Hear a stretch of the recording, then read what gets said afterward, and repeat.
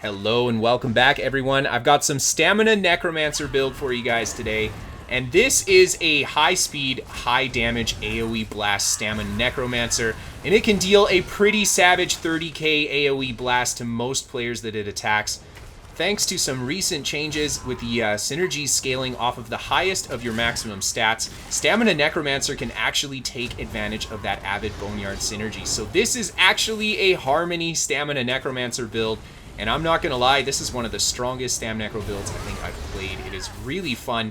Not only does it have this ability to deal insane AoE burst, but it actually has some really strong heal away power as well, taking advantage of some of the new sets that ZeniMax has added.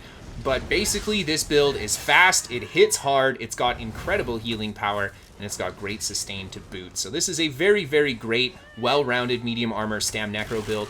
I hope that you guys enjoyed the video. Of course, we've got a written build guide on my website, KristoferESO.com. A link down to that below for you guys if that's what you like. And without further ado, let's take a look at that build. To start off, I am a Wood Elf on this Necromancer. I think Wood Elf is one of, if not the best stamina race choices in the game.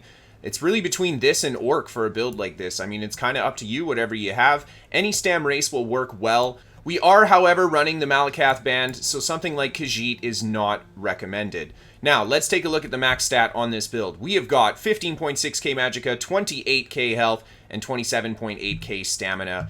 And our sustain is pretty decent on this build as well. When we've got our Necro pet up, we've got both our major minor buff. We have 2,826 stamina recovery. Only 948 mag recovery. Not a big deal, as that is not a huge focus of our sustain at all. And then the health recovery is 617. Also not super crazy, but it does help for a little bit of passive healing over time. The big pool here is our stamina pool. We've got to have a lot of stamina recovery because the majority of our skills will cost stamina, and pretty much most of the stuff we do in combat we need stamina for, save a couple Magicka abilities. So now let's take a look at the weapon damage. We've got 4,061 weapon damage, 22% crit. We have a Malakath band build, so this is not a big deal. And then we've got 14.2k physical penetration.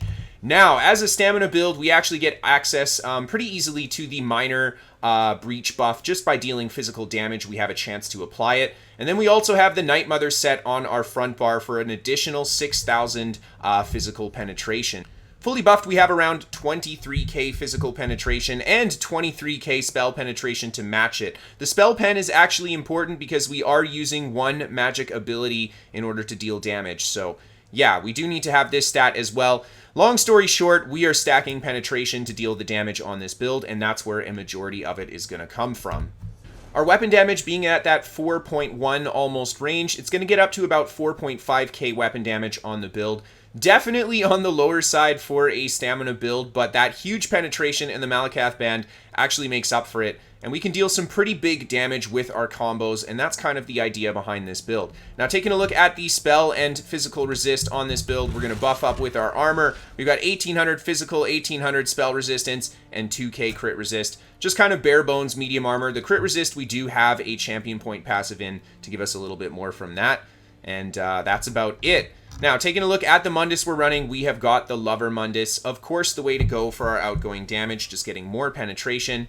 And then for the food, we have the Artaeum Takeaway Broth. This is one of the best foods for a stamina build. We benefit from the health recovery because we're not a vampire. So this is a really nice food to have. I think we get the max stam, the max health, and then both recoveries. You can replace this with a cheaper food like the Dubious Cameron Throne if you want, and you'll end up spending a lot less money on the food, but it won't be quite as good. For the potion on this build, we are running an Essence of Health that gives us health back, stamina back, both of the major recovery buffs, and then we actually have the Restore Health per second on the third trait of the potion. And we are amplifying our healing power big time on the back bar. Here you can see 1453 health per second for 16.7 seconds. So a massive amount of health restore over that time period, like a 20k tooltip plus on this heal. And that's really nice because we are definitely playing a heal away build on the Necromancer. So this definitely helps a lot. Alright guys, so let's take a look at the sets we're running on this build. The first set we have is a Molag Kenna's, guys. I was stacking penetration on this build, but we are using a magical attack as well, and there is no one-piece monster helm that will give both physical and spell penetration. So one-piece Molag Kenna for the damage here, I think definitely the way to go. Now, moving on to our next set, we have got 5 pieces of the Heartlands Conqueror, and this is in our gear here, as well as 2 pieces of jewelry. This is going to amplify our weapon traits by 100%. It's very important offensively and defensively for this build. This is one of my favorite sets in the game. It's incredibly versatile. I did use it in the last build that we played, and it does something a little bit different in this build, but I'm still really enjoying the utility of this set. Now, moving on to our final set here, we have got the Night Mother's Gaze. This is kind of a weird choice for a build that is running the Malakath Band, and that's because it offers weapon crit in the 2 and 4 pieces. That being said, we don't have Major Breach on this damn Necro, and Major Breach is one of, if not the best debuff in the game for outgoing burst damage in PvP. Now, it does activate on a critical attack in order to apply Major Breach. Fortunately, we are running Stampede, which is a guaranteed AoE critical attack. So our Gap Closer is not only going to deal some nice damage and Gap Close us to the enemy and put a dot on the ground, but it is also going to debuff everybody that we hit when we whip out that Stampede. So really good synergy with the skills that we've chosen. If you guys don't want to use Stampede on this build and want to opt to use something like Wrecking Blow instead, I would recommend instead of Night Mothers, go for Stun's Favor. Now, taking a look at the next set that we have, we talked a little bit about it, the Malakath Band of Brutality. Basically, this makes our crits deal no additional damage to players, but we get a flat 16% damage increase in PvP. Long story short, people have a decent amount of crit resist. 20 to 30% of your critical damage will be nullified in PvP. And most people's base critical damage multiplier is 50%. So if you have a 30% chance to land a critical hit, it will only deal 20% additional damage to your target. So not very often will you be getting that bonus damage. Malakath Band is the best option if you have a lower critical rate and a lower critical damage value. It will increase your flat outgoing damage on average by a lot more than trying to rely on those weaker kind of chancy crits. And then finally, the last set that we have on the build is a Senche Rat Bow, and that's to give us a little bit more healing done on our back bar. Let's talk a little bit about the traits, and we'll talk about why I went with that Senche Rat Bow on the back bar here. We have gone with Powered on our bow bar. With the Heartlands Conqueror, we get to amplify that power to an 18% increase in our healing done, 4% on top for a 22% increased healing done bonus on our bow bar. That's right, the bow bar is the kite bar, and the bow bar is the healing bar. We've got a ton of healing power on this bar, so amplifying it a lot definitely helps this build out for just sustaining and surviving in those more difficult fights. We've got the weapon spell damage glyph on here to amplify our outgoing damage when we use a light attack, and it'll give us a little bit more healing power as well, but just all around kind of a passive buff glyph there. Now, moving on to our front bar, the Night Mother's Maul. We have got a sharpened maul. This is going to give us a nice amount of not only penetration from the maul, but the sharpen trait is going to be heavily amplified by that Heartlands Conqueror again to give us a whopping 6.5k penetration on our front bar. Both physical and spell pen, again, very important that we get both of those on this build. Yeah, definitely a lot of damage coming out of this maul. Sharpened is, well, penetration in general is the best way to deal damage in PvP, so this is a good option for the Heartlands Conqueror set. We are not using Rally on the front bar or any burst heal or anything, so Sharpened definitely the way we want to go.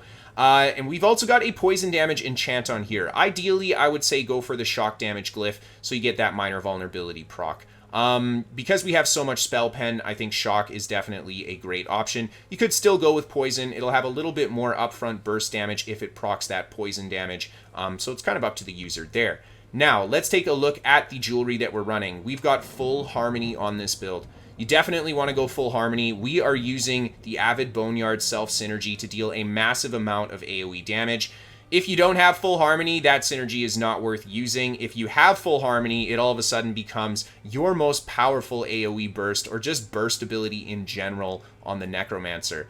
What I really like too is that Stamina Necromancer can utilize that synergy well. So this is cool for me to be running a Harmony Stam Necro. It was a lot of fun getting those big smacks, and yeah, definitely go for harmony here. Now, the enchants on your jewelry. We've got stamina recovery, weapon damage, and then a prismatic recovery glyph. If you're playing in the no CP environment, this is perfect. If you're playing in a CP environment, you can actually switch out this prismatic recovery glyph for a weapon damage glyph, or even stamina recovery if you want to run higher sustain. In a CP environment, this build's Magicka Sustain is awesome. Honestly, we don't need the additional Mag Sustain that we have from this glyph here, so that's why I say we can definitely switch this out. In no CP, you might still need it, so, you know, it's just kind of up to you. I would say if you're not really sure if you're going to need that Sustain or not, put the weapon damage here first and then try it out, and if you feel like you're running out of Magicka, definitely throw this glyph on and it should help you out. Taking a look at the traits on our gear, we've got full well-fitted. Stamina Necromancer relies heavily on stamina to stay alive in PvP, and having well-fitted is just going to help reduce the cost of your roll big time. We're in a medium armor build, we're going to be rolling a lot, and this will heavily save us that stamina that we could be spending on very expensive dodge rolls. Then for the glyphs on this build, I've got a mix of kind of everything here, the max stam, the max health, and the tri-stat glyphs. I would say just use max stam and max health glyphs. Ideally, you want to end up at 28k health and 28k stamina. That's kind of the sweet spot. So yeah, just use the right combination of glyphs to get your stats to that kind of point. And then, of course, our attributes you'll use to kind of balance it out to that sweet spot that you want to be at.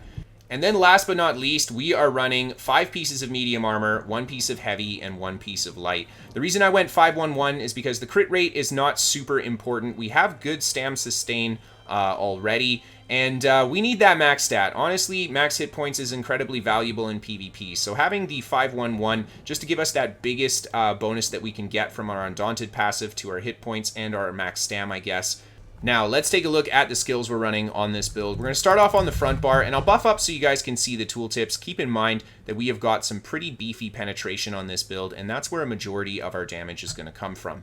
Now, the first ability we have here is Reverse Slice. This is going to be your primary finisher for the build. Reverse Slice is nice because we have a lot of AoE burst, so if we're bringing one opponent down, the splash on Reverse Slice can hit other opponents and help us bring them down as well. I'll say this, I think Executioner is a really good option here too. The 400% bonus damage that Executioner gets versus the 300% that Reverse Slice gets can sometimes be the deciding factor between whether that first slash will kill your opponent or not. Even though Executioner is single target and won't splash, just making sure you get at least the 1 kill I think is worth taking Execute over Reverse Slice if you want to try that route. Now, the next ability we have is Stampede. This is going to be our kind of primary gap closer for the build. It's basically our only spammable, but we don't do a lot of spamming on this build. It's more about setting those timed combination blasts. And finally, this, of course, will proc our Night Mother's Gaze set because it is a guaranteed critical strike every time we use it. The AoE circle that it puts down is not terrible. Honestly, it can deal some decent damage, especially if you go Stampede into Dawnbreaker and they get stuck in the circle afterwards of the stun, or even Stampede into Fear and they get stuck in that circle too. Basically, Stampede is nice because it helps us quickly get to the location that we want to drop our big AoE bomb. Not only doing that, but proccing our debuff as well. If you guys don't want to use Stampede on this build and you want to use Dizzy Swing instead, I know that's a very common thing that people like to use on two-hand builds. You can definitely switch out to Stun's Favor instead of the Night Mother's Gaze set, and then just put your Dizzy Swing here instead of Stampede, and you'll still have access to the penetration that you want and everything. Now, moving on to the next ability, we have the Avid Boneyard. The Avid Boneyard is going to be our hardest hitting AoE ability on this build. The synergy on it has got a 13.2k tooltip, going up that rally of 14.6k tooltip, plus the 60% bonus damage from our Harmony. This is a really strong skill. In the gameplay, you'll see the combination with this is really good. The primary combo I like to do on this build is start off with your Blast Bones, crit rush into your opponent, drop the Dawnbreaker on them, and then use the Boneyard synergy. The Blast Bones will come in at about the time you drop the Donnie and use your Boneyard synergy. And that is going to be a vicious 30k smack on most players in PvP. And it's all AoE as well. So a really strong burst combo by taking advantage of this Avid Boneyard. I know it has a more expensive Magicka cost, but you have to wait 20 seconds before you can use the synergy again after you've used it. So you essentially spend very little Magicka using this skill because you're not using it very often until you go for that big AoE smack. Now, moving on to our next skill, we have got Forward Momentum. This is here for that Major Brutality and the minor endurance buffs, very important for a stamina build. And then finally, we also get that 4 seconds of Snare and Immobilization immunity when we use it. really nice stuff. We do have Purge on this build, but a medium armor build always benefits from having access to easy snare immunity like that. So yeah, do enjoy that. And then finally, our primary stun for the build is Turn Evil. You could use any stun of your choice here. It doesn't have to be Turn Evil. You could even use a stun on the bow bar if you want to use like Magnum Shot or something. Totally up to the user. I like Turn Evil though because we're using that Boneyard synergy. If we crit rush into a target, drop the fear on them, and then we throw the Boneyard synergy down, and it does a ton of damage to everybody that got stuck in that fear. And of course, a Blast Bones is going to follow up that combo too. So I find Turn Evil works well for that. Again, up to the user what kind of stun you want to use here.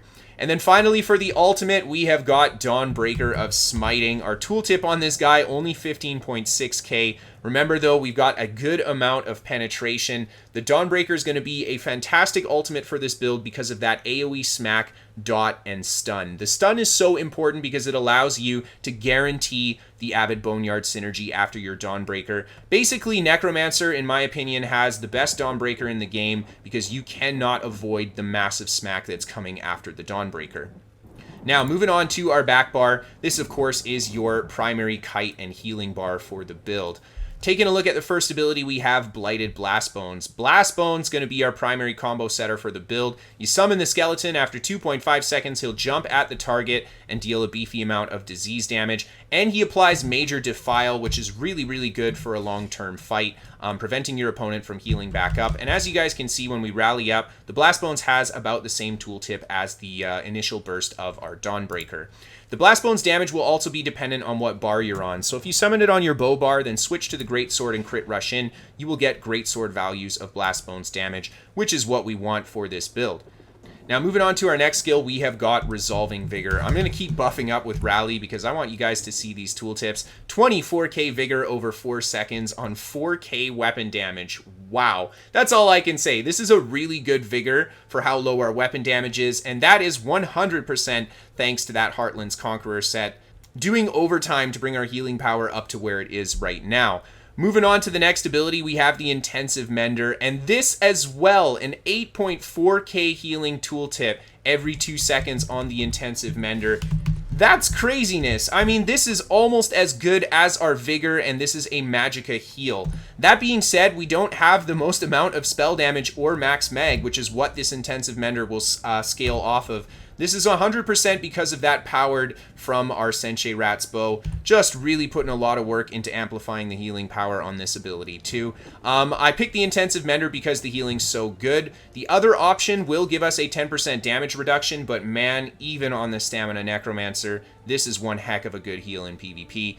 And then the next ability we have is Hexproof. This is going to be our Purge for the build. It costs health, which makes it very, very easy to use because we have an insane amount of healing over time on this build. So it's basically a free ability to use, and it will reduce the cost of all of our skills by 3% while we have it slotted. Really nice for our sustain, healing, and kite bar, I would think.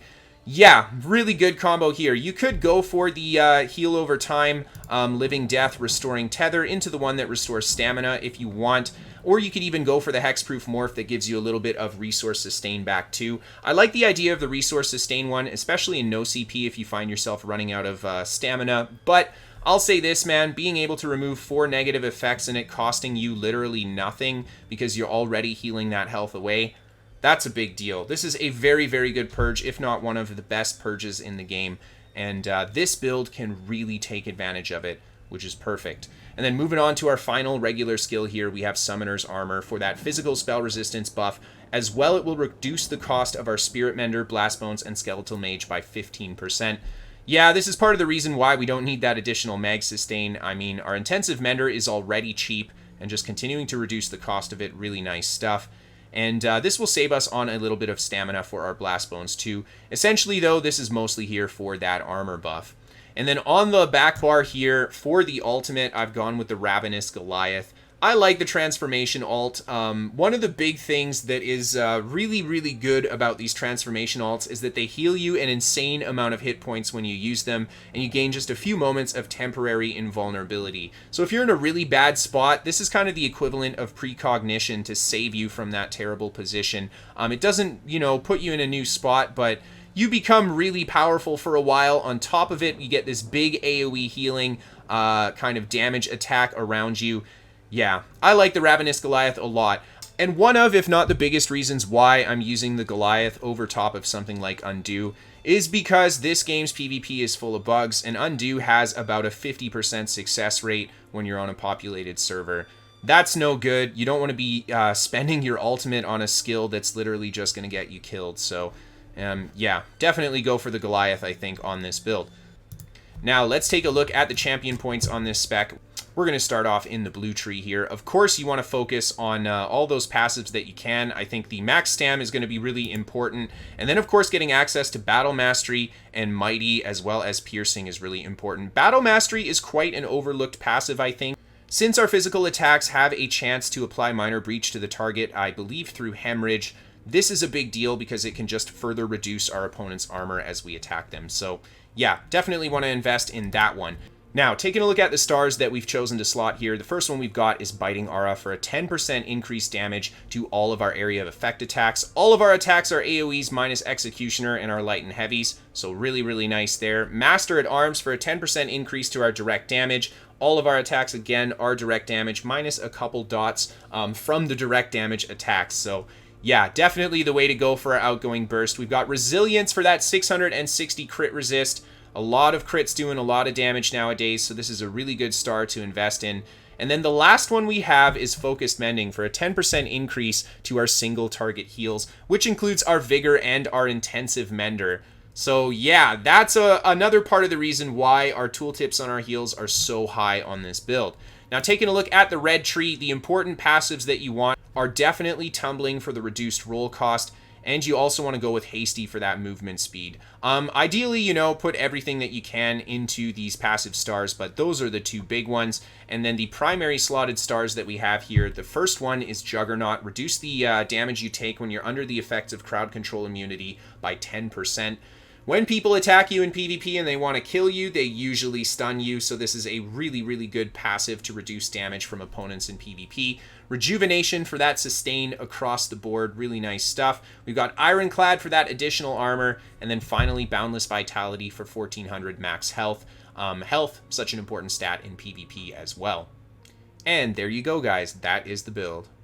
All right, guys, let's get right into that PvP commentary. We're going to start off with a clip here that the first fight shows you guys the basic combo of the build. There you see the Blast Bones. We go for the Dawnbreaker, and then we follow it up with the Avid Boneyard Synergy and a quick Executioner. And there you guys kind of saw the combo right there. A nice big smack on that guy. Then we're just going to head back towards the back of the enemy siege line. We throw the Blast Bones down here, crit rush into him, throw the Fear down, and then a fully charged heavy attack into the reverse slice, and we manage to get the kill. The blue group comes flying out of here. We take advantage of that cheap dodge roll, going for 3 or 4 rolls, getting back behind the wall here, and I just kind of hold the heavy. The blue players staying very tight. They don't decide to follow me, and they're actually just picking on the straggling yellow players. There they come, charging back out again. I'm just going to go for a bit of a kite here, just being very safe as that blue group is just charging around here. I don't want to get caught out in the open with all of them on me.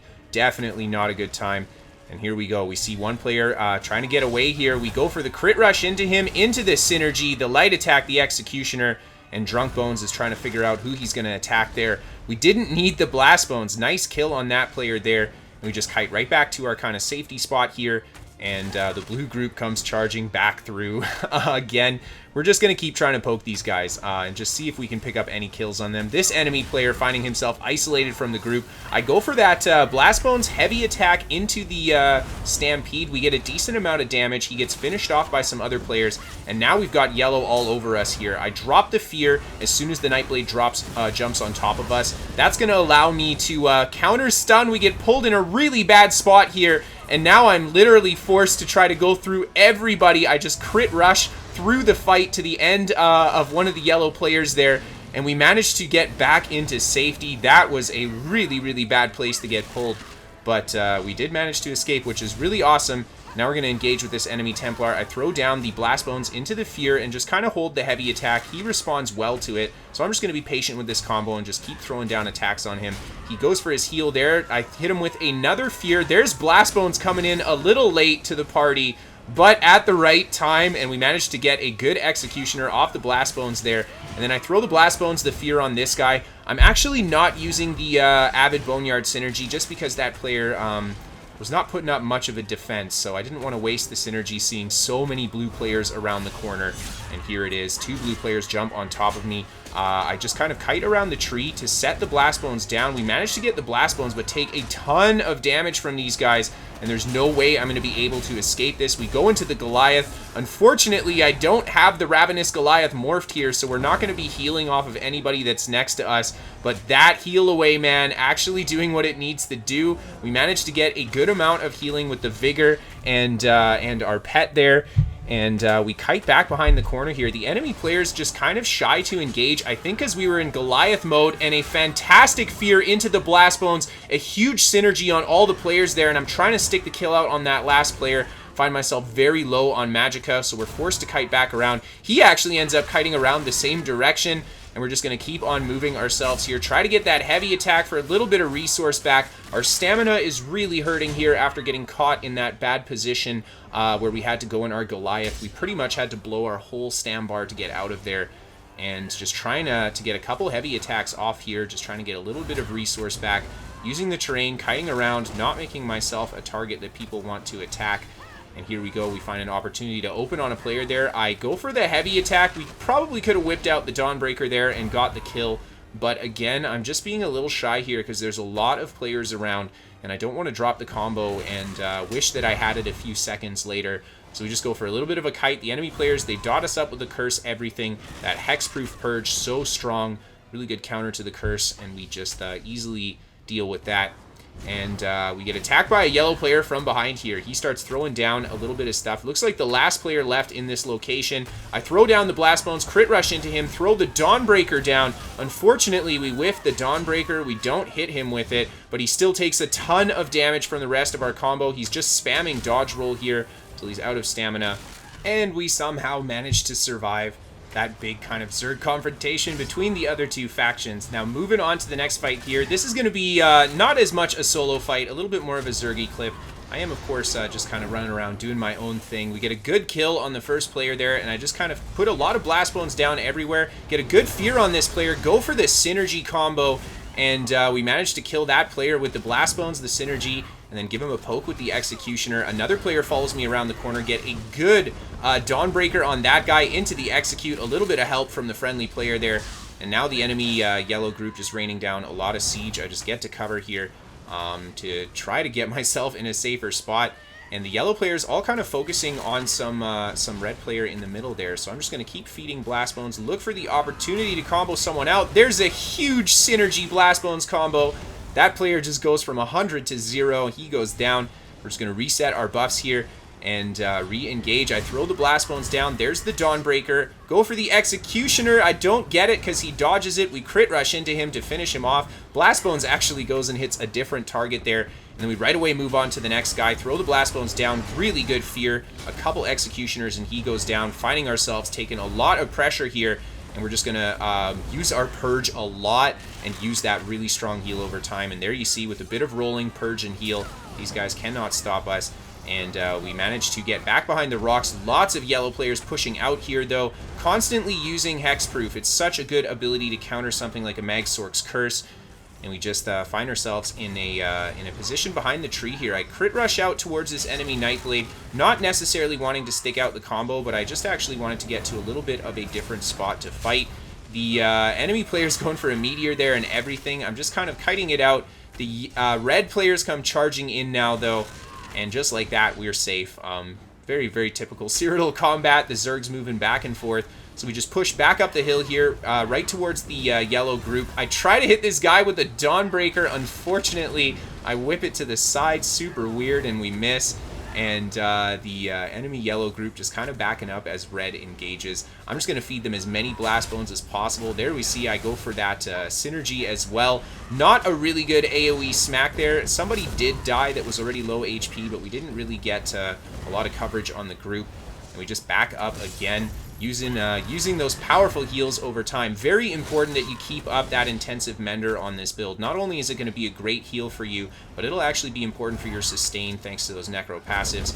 2 players follow us behind the tree here. I throw the fear down, wanting to go for a combo on this guy. I see he's actually a little lower level, and I decide not to focus him too much, and let's actually switch to another target here. I throw a Blast Bones down on that enemy player there, just kind of looking around, being patient, checking out my surroundings, seeing if we want to set up the bomb on this guy. There's another Blast Bones on this next player. I go for this synergy into the execute. Tons of healing power coming into that guy while he's standing there stunned. We aren't able to get that kill simply because they healed him right away. And then the enemy player responds with his bow ultimate here. A very easy ultimate to deal with on this build. We're just going to roll a couple times, LOS the ult, and then purge off the dot from it.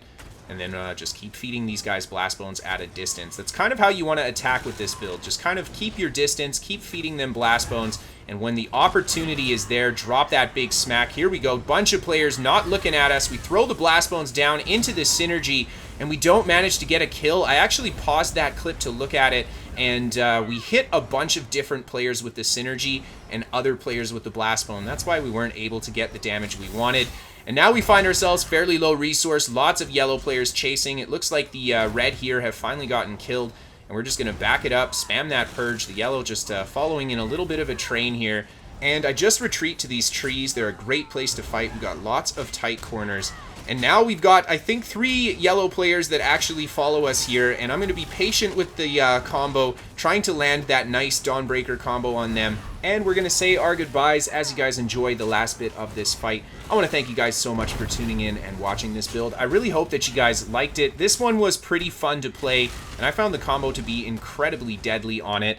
If you guys want to send in clips for the top 5, or if you guys want to send in a build to be featured on the channel, you can send that to KristoferESO@hotmail.com. You can give me a follow on Twitch if you guys want to see that live gameplay, and of course give me a follow on Twitter if you guys want to keep up to date with what's going on with me. Of course, we've got a written guide to this build, as well as a hub for all my ESO content and guides for all of my builds on my website, KristoferESO.com. Be sure to check that out. We are sponsored by What the Fast. They're a VPN for gamers. They can give you better ping to your favorite games, free to try for the first month. And then last but not least, a massive thank you and shout out to all of my patrons on Patreon. Without you guys, I couldn't do this, so thank you everyone so much for supporting. Thank you everybody so much just for tuning in and watching today. As always, have a great night everyone, and I'll see you next time.